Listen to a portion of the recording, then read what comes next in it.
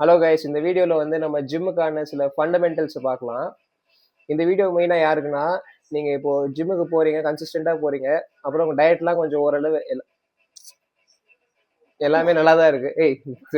Mic ஆனில் தான் இருக்குல்ல.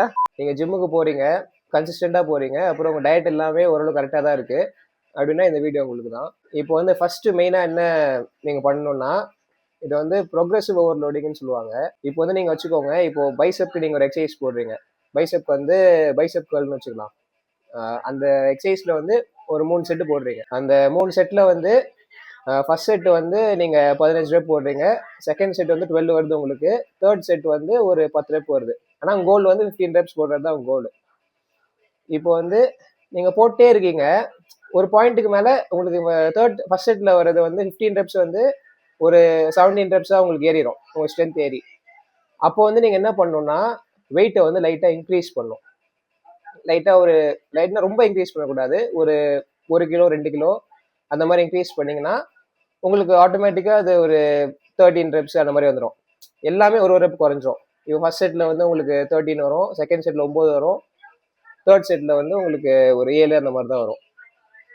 இந்த மாதிரி நீங்கள் பண்ணிட்டே இருந்து மறுபடியும் ப்ராக்ரஸ் பண்ணி அந்த 15 12 அந்த 10 ரெப் ரேஞ்சுக்குள்ளே வந்துட்டிங்கன்னா இதுதான் ப்ரோக்ரெசிவ் ஓவர்லோடிங். இந்த மாதிரி எல்லா எக்ஸசைஸ்க்கும் நீங்கள் பண்ணீங்கன்னா மசிலும் போடும், ஸ்ட்ரென்த்தும் உங்களுக்கு போட்டே இருக்கும். ஓகே, அடுத்து வந்து என்னென்னா ட்ரைனிங் க்ளோஸ் டு ஃபெயிலியர்னு சொல்லுவாங்க.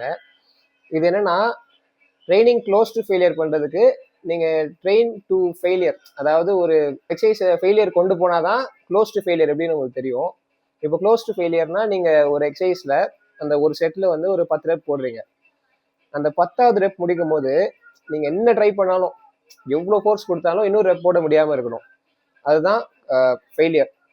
அந்த எக்ஸசைஸ்ட்டு அதான் ஃபெயிலியர். க்ளோஸ் டு ஃபெயிலியர்னா இப்போ நீங்கள் பண்ணுறீங்கல்ல, அந்த 10வது ரெப் வந்து 10வது ரெப் தாண்டினோடனே இன்னொரு ரெப் வராது இருக்கிறதுல ஒரு 1 to 2 ரெப்பு, இப்போ வந்து ஒன்று நான் ஒரு ரெப் போட்டுடலாம், அந்த மாதிரி உங்களுக்கு அந்த ஒரு மைண்ட் செட் வந்துச்சுன்னா அதான் close to failure.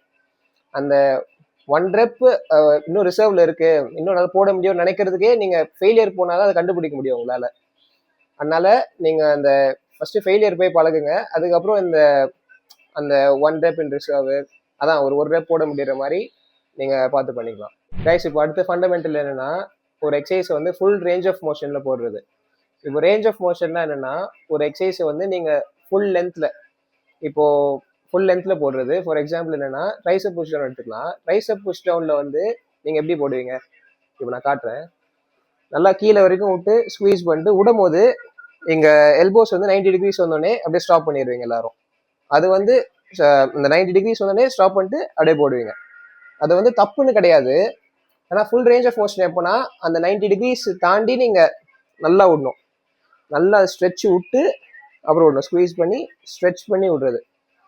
Guys, full range of மோஷனில் வந்து நீங்கள் போட்டிங்கன்னா உங்களுக்கு மசில் க்ரோத்தே வந்து பெட்டராக இருக்கும்னு அதிக பேர் சொல்கிறாங்க.